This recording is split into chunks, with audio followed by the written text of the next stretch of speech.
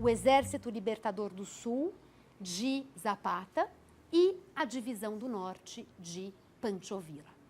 E esses dois grupos, durante a convenção, se articulam e pretendem, então, em princípio, atuar juntos. E é por isso que Pancho Villa e Francisco Zapata se encontram pouco tempo depois às portas da Cidade do México e juntos Pancho Villa e Zapata entram triunfalmente na Cidade do México, se dirigem ao Palácio Nacional, sentam-se na cadeira presidencial, são feitas fotografias desse momento em que os camponeses chegaram ao poder, entraram na capital, entraram no Palácio de Governo, entraram na sala presidencial e o que eles fizeram depois disso? Saíram, voltaram para suas regiões e o poder lhes escapou.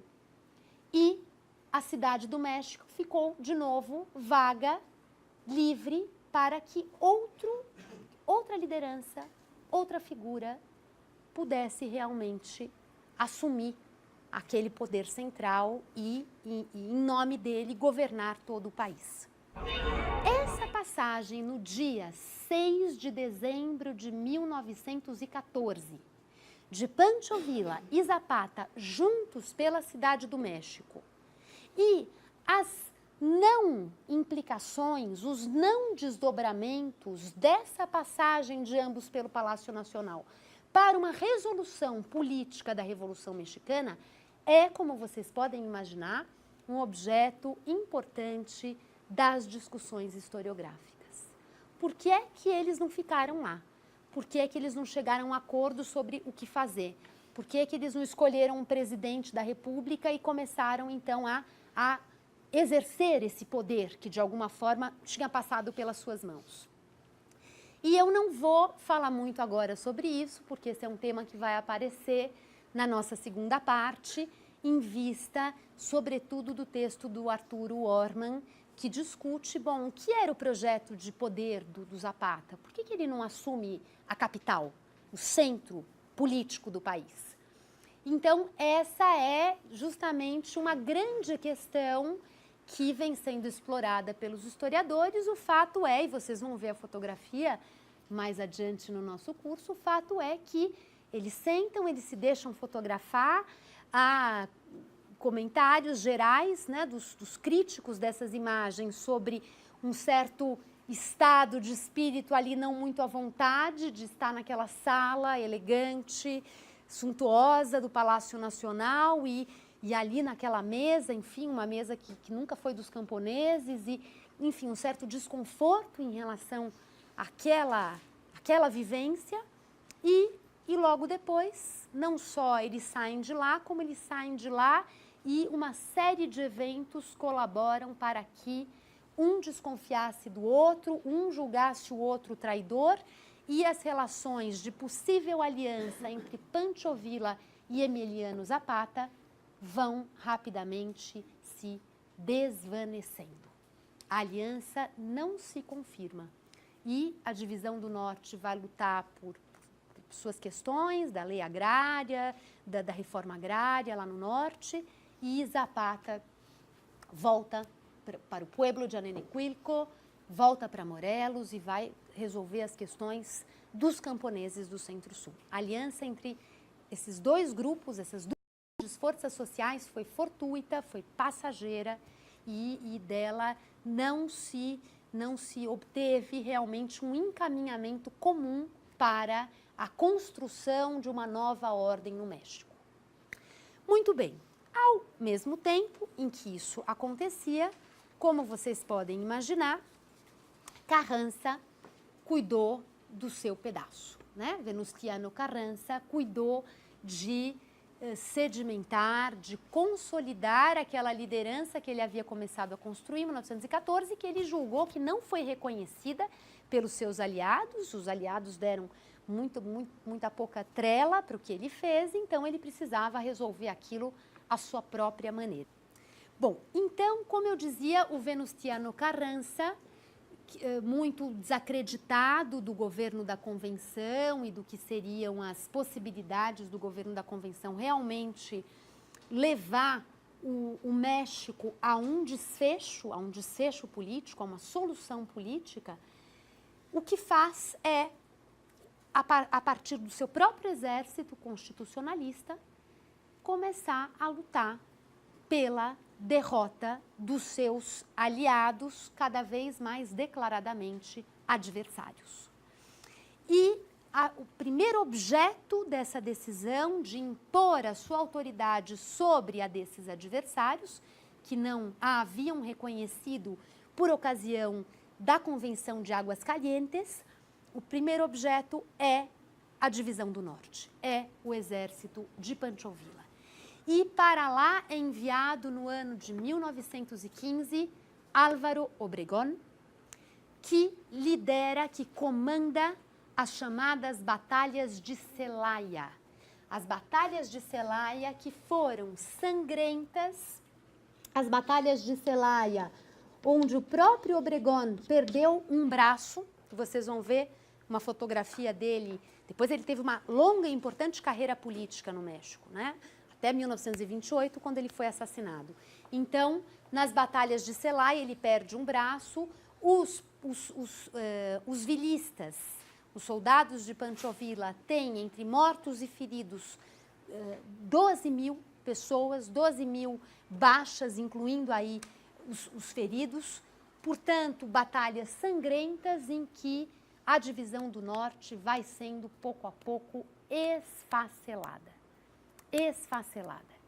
E Álvaro Obregón, contando a essa altura do campeonato com técnicas de guerra, de artilharia, usando metralhadoras, usando armas potentes, modernas, que eram capazes de uma destruição sem precedentes. Então, é muito interessante porque, em termos também de uma história militar, das estratégias de guerra, das armas, a Revolução Mexicana, ela já anuncia algumas das dinâmicas, dos recursos que seriam mobilizados em outras partes no século XX, e o exército de Pancho Villa, então, resiste e combate, mas ele vai sendo realmente nocauteado pelas forças lideradas por Álvaro Obregón. E ao mesmo tempo em que as batalhas de Celaya vão impondo a autoridade de Venustiano Carranza sobre a autoridade de Pancho Villa, Emiliano Zapata tem um ano de trégua. E é sobre esse ano de trégua que fala também o John Womack nesse livro, porque, ao contrário do Villa, que não teve muito tempo para implementar o seu projeto, porque a guerra foi sempre premente, os zapatistas tiveram aqui um ano para voltar aos campos, para voltar a plantar e para experimentar esse projeto de repartição das terras havidas recuperadas pelos camponeses. Muitas terras haviam sido usurpadas por latifúndios no centro-sul do México durante o Porfiriato. O próprio pueblo de Anenecuilco, o pueblo de Zapata, tinha perdido muitas terras para uma fazenda vizinha, chamada Fazenda El Hospital. Essas terras foram sendo demarcadas, recuperadas, repartidas, segundo as concepções do Plano de Ayala, o Plano de Ayala sendo aqui fundamental, mas também o Plano de Ayala foi sendo detalhado por secretários de Emiliano Zapata, como o próprio Manuel Palafox, a que eu me referi, mas outros secretários que eram intelectuais muitas vezes afinados com esses movimentos de esquerda, com essas correntes de esquerda, e que também interagiam com esse movimento. O que é fundamental aqui, para a reforma agrária operada por Emiliano Zapata, é importante que os pueblos pudessem escolher se eles queriam ou não restabelecer a posse comunitária da terra. Se eles queriam ou não restabelecer essa autonomia administrativa que isso, na verdade, era o ponto de partida, era a premissa. Quer dizer, partindo da premissa de que eles voltariam a gozar dessa autonomia administrativa com a qual eles contavam em tempos pré-reforma liberal, eles poderiam decidir como distribuir as terras, como usufruir dessas terras.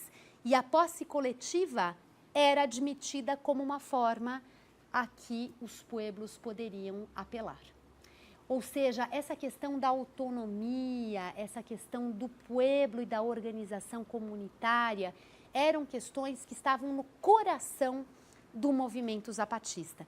E é claro que é muito interessante a gente lembrar como o neozapatismo, agora recente, em Chiapas, do subcomandante Marcos, não por acaso escolheu esse nome, né? O tema da autonomia, da autogestão é um tema muito presente no movimento neozapatista de Chiapas. Então, esse é um momento em que os soldados vão plantar, os soldados vão para o campo, existe toda uma reflexão sobre o papel das mulheres também nesse movimento e as mulheres participando em todos os âmbitos dessa vida de guerra e, ao mesmo tempo, dessa vida que não deixava de ser camponesa. Então, há toda uma dinâmica sobre um ideal de sociedade que, de alguma maneira, se começa a colocar em prática em 1915 e que, claro, se começa a colocar em prática entre aspas, porque muito disso era praticado desde sempre por esses pueblos, mas o porfiriato deu uma sufocada nessas formas de vida, né? Então, era uma maneira de arejar, de realentar essas formas tradicionais de vida. Há fotografias de mulheres também pegando em armas, há a figura, aí não só no sul, mas em outras partes, das chamadas soldadeiras que eram mulheres que acompanhavam os batalhões e que cozinhavam para esses homens, que muitas vezes participavam da luta, ou seja, mulheres que também tiveram um protagonismo em todos os planos da Revolução Mexicana. Bom, e o que acontece é que essa trégua terminou no ano de 1916, quando Pancho Villa já era terra arrasada e o desafio segundo passava a ser Emiliano Zapata. E para lá foi enviado por Carranza um general chamado Pablo González, e o Pablo González foi responsável por repacificar, por conquistar, por subordinar palmo a palmo esses territórios leais a Emiliano Zapata, com cenas absolutamente violentas em meio a esse processo de pueblos onde o exército entrava e simplesmente matava crianças, mulheres, idosos, enfim, cenas que a gente poderia aqui comparar com Canudos no Brasil, né? A violência desse confronto de Pablo González contra Zapata e os territórios leais a Zapata foi também uma violência de grande magnitude, com a diferença que aqui o exército era um exército que também resistiu, também combateu, mas era um exército desses camponeses que também pegavam em armas, né? E que tinham um comportamento militar diferente dos militares aqui dos soldados ligados à divisão do norte.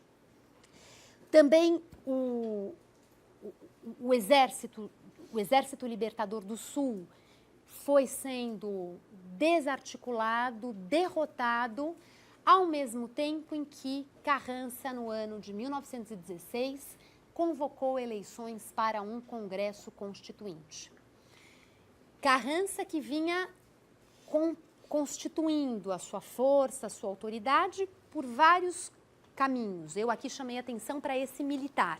Ele contra Pancho Villa, ele contra Emiliano Zapata, mas, na verdade, a operação foi mais complexa do que isso.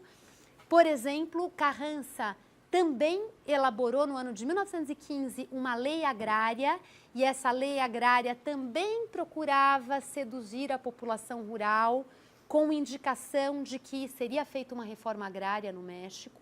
Para resumir a história aqui, a reforma agrária feita pelo Venustiano Carranza foi uma reforma agrária que outorgou grande poder às lideranças militares, aos seus generais, aos seus comandantes que demarcavam as terras que iam ser distribuídas, e muitos desses militares, desses comandantes do alto oficialato do Carrança, muitos deles se tornaram depois grandes proprietários de terra no México pós-revolucionário. Ou seja, a reforma agrária do Carrança favoreceu em muito as próprias lideranças militares que se ocuparam de demarcar as terras usurpadas, as terras recuperadas dos latifúndios que antes usurparam essas terras dos pueblos, né? Então, a transferência aqui foi uma transferência que, em quase nada, foi ao encontro dessas populações camponesas.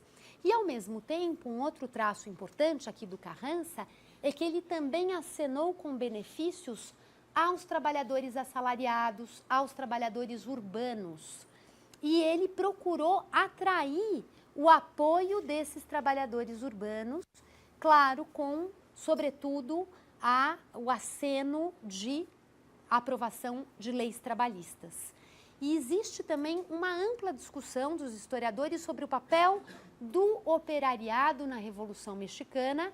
A leitura mais óbvia, a primeira é de que, bom, por que os camponeses pegaram em armas e os operários não? Por que os operários, que deveriam ser, segundo Marcos, os verdadeiros revolucionários, se abstiveram desse papel no México? Eu também não vou aqui explicar todas as ramificações desse debate, mas é um debate que também existe, e o fato é que esses trabalhadores assalariados urbanos não assumiram o vulto que assumiram os camponeses durante a Revolução, mas também houve pressão daqui e dali, e sinal disso é também a própria preocupação do Carrança em negociar com esses setores, né? Em também agradar esses setores. Bom, já caminhando aqui para um encerramento, o desfecho, digamos, institucional para a Revolução Mexicana é considerado o ano de 1917, com a promulgação de uma nova Constituição para o México. O México trabalhava até então com a Constituição Liberal de 57, aquela lá da Reforma Liberal, e em 1917 foi promulgada uma nova Constituição para o país. E essa nova Constituição abriu caminho para a volta de um sistema democrático, de eleições periódicas, de eleições presidenciais. Nós teremos uma outra aula ainda sobre o México, em que eu vou falar um pouco sobre esse período pós-revolucionário, que é interessantíssimo. Mas agora duas coisas. A primeira é que essa Constituição dava realmente sinais de que algumas coisas mudariam no México, de que a Revolução tinha, de fato, recalibrado algumas questões que haviam sido fortemente visualizadas, atacadas pelo processo revolucionário. E aqui também, de uma forma sintética, esse texto constitucional é um objeto muito interessante de estudo, mas o que prevalece nessa Constituição de 17? O estabelecimento de um poder executivo forte, de um poder executivo interventor, de um poder executivo que realmente ajudaria a definir os contornos desse país que emergia da Revolução. Ao mesmo tempo, a Constituição previa reformas sociais importantes, por um lado, reformas que estabeleciam a criação de leis trabalhistas, aquilo que em outros países da América Latina mais adiante teve lugar. No México, já em 17, a Constituição prevê alguns direitos trabalhistas, e, por outro lado, a Constituição previa a realização de uma reforma agrária, de uma grande reforma agrária com base na distribuição de unidades fundiárias que eram chamadas de ejidos com J. Mas essas unidades fundiárias seriam concedidas pelo Estado para usufruto da família, então o Estado teria sempre um controle sobre esses ejidos, e, ao mesmo tempo, esses ejidos seriam sempre familiares, individuais, a figura ali do chefe de família como aquele que aceitava o usufruto do ejido, e não comunitárias. A aspiração do movimento zabatista pela possibilidade das comunidades voltarem a se fazer reconhecer também no plano jurídico não foi incorporada pela Constituição de 17. E, por fim, um artigo também muito importante da Constituição de 17 era aquele que definia que toda a riqueza do subsolo mexicano seria propriedade do Estado, o que representava um ataque duro, drástico, a uma série de empresas estrangeiras que atuavam no México, explorando justamente as riquezas do subsolo. E alguns anos adiante, com o petróleo, também esse artigo constitucional foi, assim, um epicentro de terremotos na história do México, porque naturalmente reservava ao Estado o direito de explorar o petróleo.